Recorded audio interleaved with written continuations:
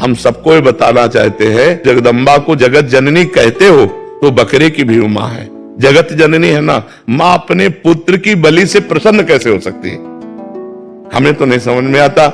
और जब वो जगत जननी है तो बकरे की भी माँ है, वो भैंसे की भी माँ है, वो गाय की भी माँ है। वो माँ जो जगत माता है वो अपने पुत्रों की बलि से प्रसन्न कैसे हो सकती है। अगर वो प्रसन्न होती तो तुम्हारा मंगल हो जाता। किसका मंगल हुआ, बकरे की बलि चढ़ा। अगर वो अपने स्वरूप में आ जाए तो सबको चाट जाए उनको।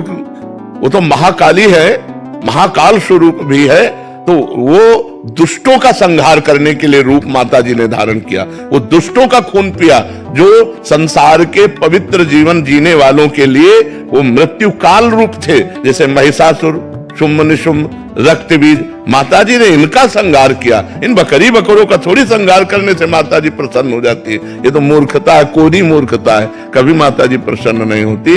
हमें लगता है कभी ऐसे कार्य नहीं करने चाहिए और ये सोचो कि माँ प्रसन्न हो जाएंगे, मुझे ऐसा नहीं लगता। माँ ऐसे नहीं, कुपुत्रो जायते क्वचिदं कुमाता न भवति। माता जी तो तब प्रसन्न होंगी जब सब पर दया करने लगो, सबको सुख पहुंचाओ, नाम जप करो, अच्छे आचरण करो।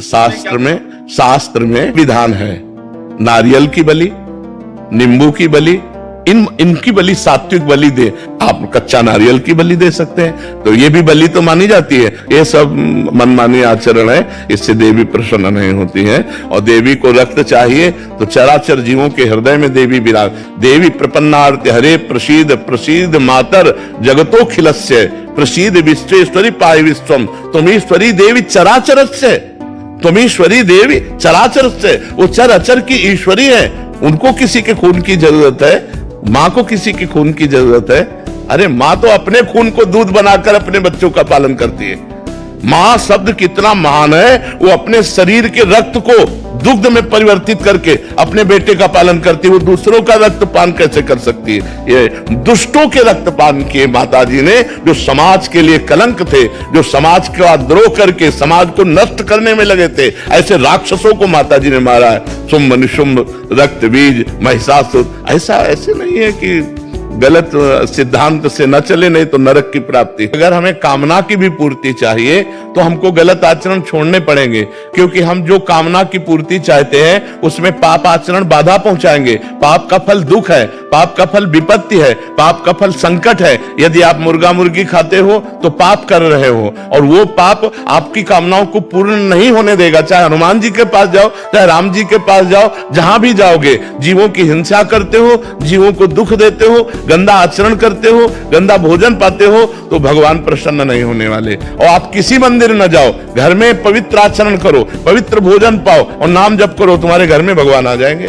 कहो सो कहा जहां प्रभु नाही, हरि व्यापक सर्वत्र समाना, प्रेम ते प्रगट होए मैं जाना। तो प्रेम कहां से आ जाएगा जब अपराध करोगे। इसलिए जो कामना भी पूर्ति चाहते हैं तो उनको चाहिए कि गंदा भोजन और गंदे आचरणों का त्याग करें, तो उनकी कामना जल्दी पूर्ण हो जाएगी, निश्चित पूर्ण हो जाएगा। उन जीवों को देखो, एक चींटी के भी पीछे उंगली लगा के देखो, ऐसे वो भाग रही है अपने प्राण रक्षा के लिए। क्या उनमें जीव नहीं है? क्या मुर्गा अपना प्राण बचाना नहीं चाहता? क्या पशु पक्षी प्राण बचाना नहीं चाहते? और जिनको ये है कि अगर हम खाएंगे नहीं तो सृष्टि बढ़ जाएगी, तो तुम अपने बैलेंस की चिंता करो। तुम्हारा बैलेंस जब परमात्मा बनाएगा तो तुम्हारे होश उड़ जाएंगे।